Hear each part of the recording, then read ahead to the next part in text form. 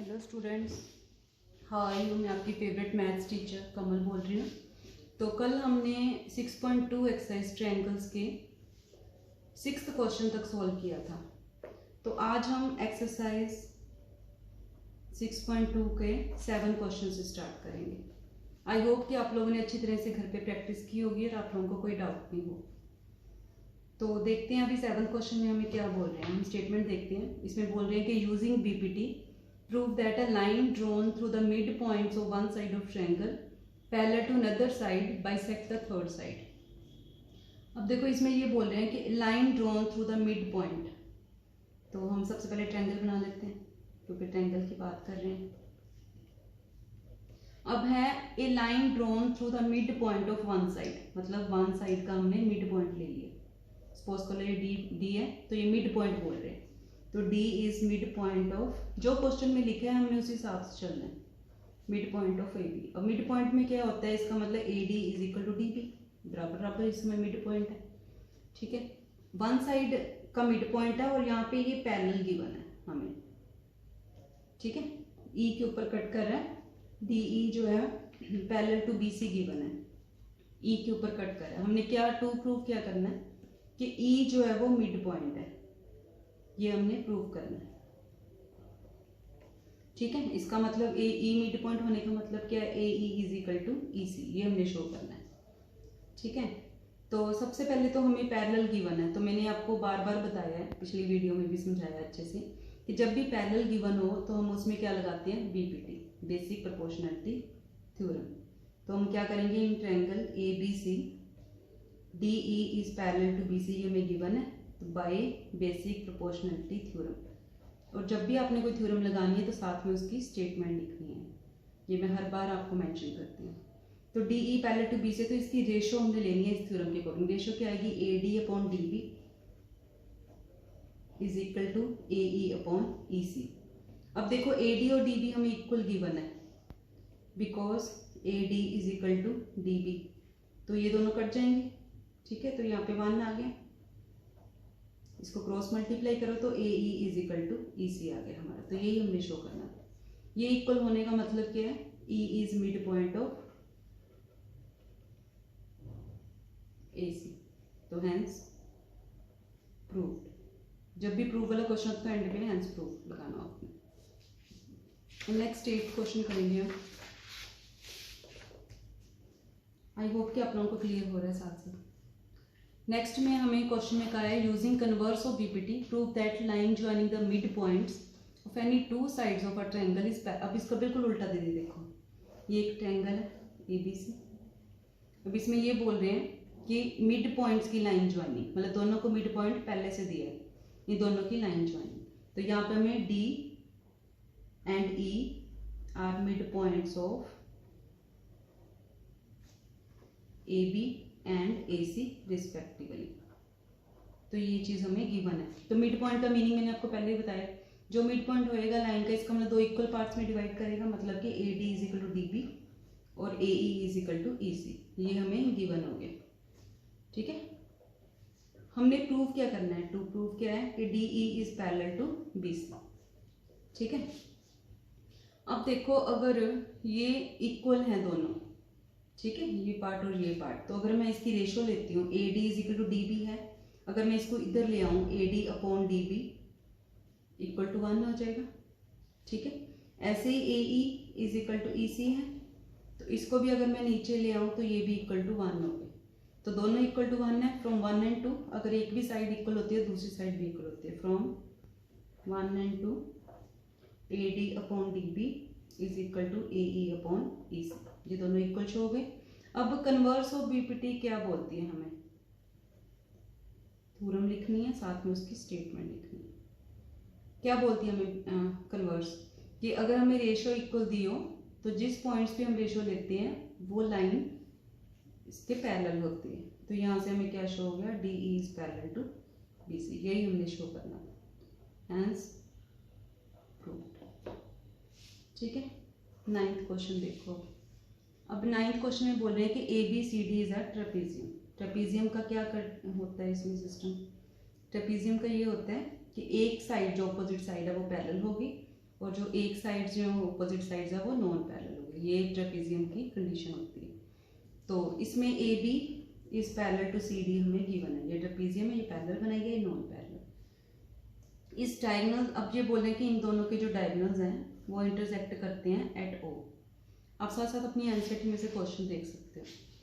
तो ये इंटरसेक्ट करते हैं एट ओ। तो हमने शो करना है, टू प्रूव क्या है, A O upon B O equal to C O upon D, मतलब A O upon B O is equal to C O upon D. ये हमने प्रूव करना है। तो क्या करेंगे हम, सबसे पहले तो इसमें पैरेलल कुछ भी नहीं है, तो यहाँ पे हम कंस्ट्रक्शन कर लेंगे।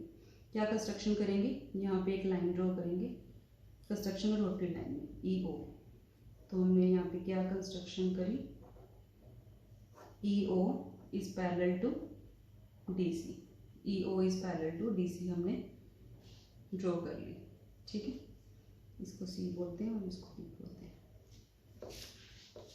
अब देखो, अब E O is parallel to D C है, ठीक है, और हमें गिवन क्या है, A B is parallel to C D. अब ये भी सी डी के पैरेलल, ये भी सी डी के पैरेलल, इसका मतलब ई ओ ए बी के भी पैरेलल हो गए। ठीक है, दोनों तरीके से हो गए। अब ई ओ अगर ए बी के पैरेलल है तो ये वाली ट्रायंगल लेंगे हम। तो इसमें क्या आ जाएगा, A E upon E O, E D, sorry ये डी पॉइंट है, A E upon E D is equal to B O upon O D. तो ये हमारी पैरेलल अगर गिवन हो तो बाई बी पी टी क्या आ गया, A E upon E D is equal to B O upon O D. ये हमारा पहला रिजल्ट आ गया। ठीक है, ये ट्रायंगल हमने ए बी डी ली थी यहाँ पर। अब सेकंड ट्रायंगल मैंने कौन सी लेनी है, तो सेकंड ट्रायंगल में लूंगी ए डी सी, जिसमें ये पैरेलल दोनों के आए, क्योंकि पहले इसके पैरेलल है फिर इसके पैरेलल है। तो इन ट्रायंगल ए डी सी इसमें, अब इसमें गिवन क्या है, E O is parallel to D C, तो इसमें भी क्या लगेगी, बी पी डी। तो इसमें रेशियो ले लो, क्या बनेगी, A E upon E D is equal to A O upon O C.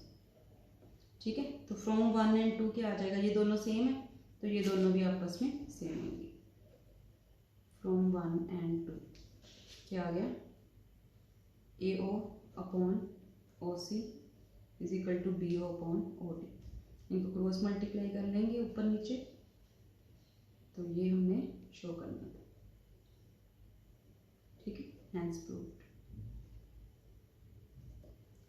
ठीक है, अब इसका लास्ट क्वेश्चन है 10th इस एक्सरसाइज का। अब इसमें गिवन है डायगोनल्स ऑफ क्वाड्रिलेटरल, इसमें भी क्वाड्रिलेटरल कह रहे हैं, A B C D quadrilateral है,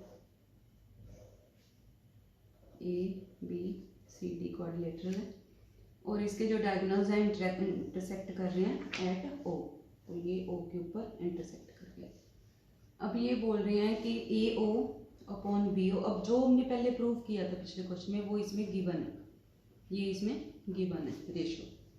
ठीक है, तो बिल्कुल सेम वे से हम करेंगे। हमने इसको ट्रेपेजियम शो करना है। अब ट्रेपेजियम में मैंने बताया है क्या कंडीशन होती है कि एक ऑपोजिट साइड का पेयर जो है वो पैरेलल होगा, एक जो है वो नॉन पैरेलल होगा। तो इसमें बिल्कुल सेम हम यहाँ पे कंस्ट्रक्ट कर लेंगे। कंस्ट्रक्ट कर लिया हमने, O E is parallel to A B. Construction हमने क्या करी, E O is parallel to A B. ठीक है, तो ये हमने पैरेलल कंस्ट्रक्ट कर लिया। अब इन ट्रायंगल, अब ये वाली ट्रायंगल लेंगे हम A B C, in triangle A B C. अब O E parallel to A B है, अगर पैरेलल गिवन हो तो हम क्या लगाते हैं, B P T. By B P T statement लिखोगे हमेशा, रेशो ले लेंगे। तो क्या रेशो आ जाएगी, A O upon O C is equal to B E upon E C. ठीक है, लेकिन हमें गिवन क्या है, हमें ये गिवन है A O upon B O is equal to C O upon T O, ये हमें गिवन है। लेकिन यहाँ पे हमारा क्या है, ए ओ अपॉन ओ सी, तो इसको हम नीचे ले आएंगे, क्रॉस मल्टीप्लाई कर लो, नीचे ले आओ, इसको ऊपर ले आओ। ठीक है, अब ये इन दोनों में देखो, ये लेफ्ट हैंड साइड सेम है तो राइट हैंड साइड भी सेम होगी। तो यहाँ से मेरे पास क्या आ गया, B E upon E C is equal to B O upon D O. ठीक है, ये आ गया मेरे पास। तो इससे क्या प्रूव हो गया कि O E is parallel to D C. ठीक है, आप देखो ध्यान से कैसे आया, B E upon E C, ठीक है, B O upon O D, मतलब ये वाली ट्रायंगल की बात हो रही है, ठीक है, ये वाली ट्रायंगल की। तो ये कैसे आया पैरेलल, बाय कन्वर्स, जब भी पैरेलल हमने शो करना है तो कन्वर्स लगाते हैं, by converse of B B D, जब भी थ्योरम लिखते हैं साथ में उसकी स्टेटमेंट लिखनी है, ठीक है।